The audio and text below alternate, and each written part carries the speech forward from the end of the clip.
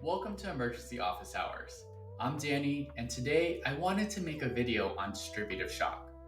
Before I get into the video, don't forget to like and subscribe to our page, as well as check out the official Emergency Office Hours website, TikTok, and Instagram accounts, all linked in the bio.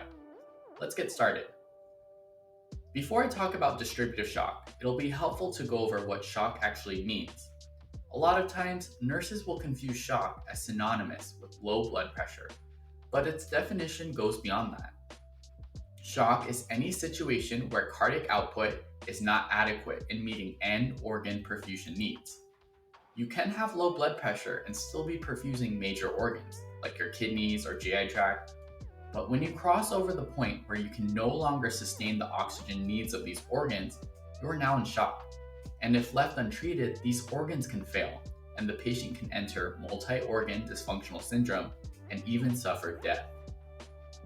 Now, there are actually other categories of shock: hypovolemic, cardiogenic, obstructive, but I want to focus on the fourth category, distributive, which includes septic shock and anaphylactic shock.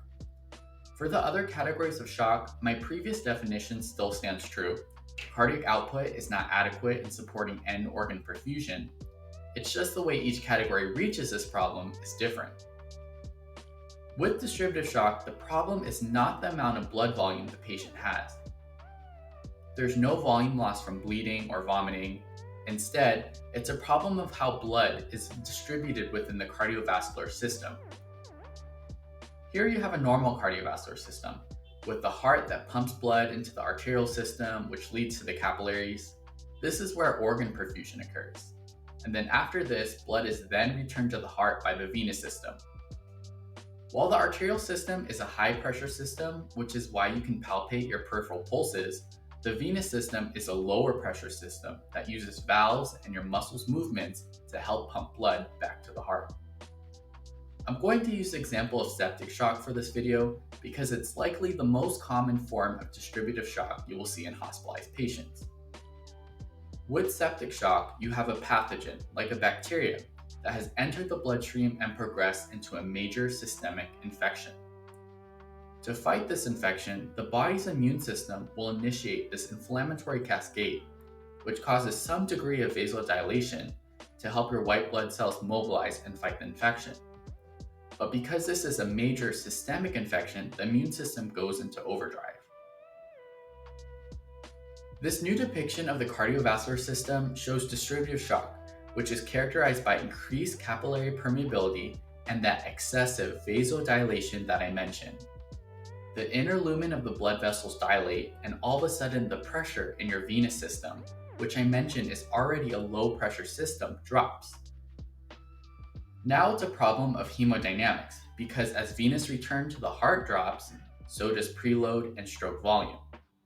When stroke volume drops, cardiac output drops, and this is reflected by hypotension and ultimately decreased perfusion of your organs.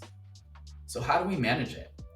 Well, the main issue is the underlying pathology, what's actually causing the immune system to go into overdrive.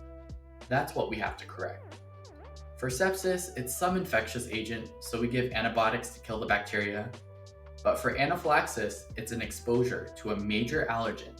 So we remove the exposure and give medications like epinephrine, Benadryl, Pepcid, and Solumedrol to slow down the immune response, especially in the patient's airways. But while we're waiting for the underlying issue to resolve and the body's immune system to re-enter homeostasis, we need to buy the body some time to survive. So that's why we can give a fluid bolus to support preload and improve cardiac output. In septic adults, this is your typical 30 cc per kg sepsis bolus. In severe cases that don't respond to fluids, we can use vasopressors like Levophed or epinephrine to constrict those vessels that have lost their vascular tone to the body's immune response. But again, this is reserved for those more severe cases, as the use of vasopressors can lead to other issues, such as increased cardiac workload, increased myocardial oxygen demand, and nephrotoxicity. I hope this video on distributive shock was helpful. Don't forget to check out our other platforms linked in the bio, and tune in here for more emergency office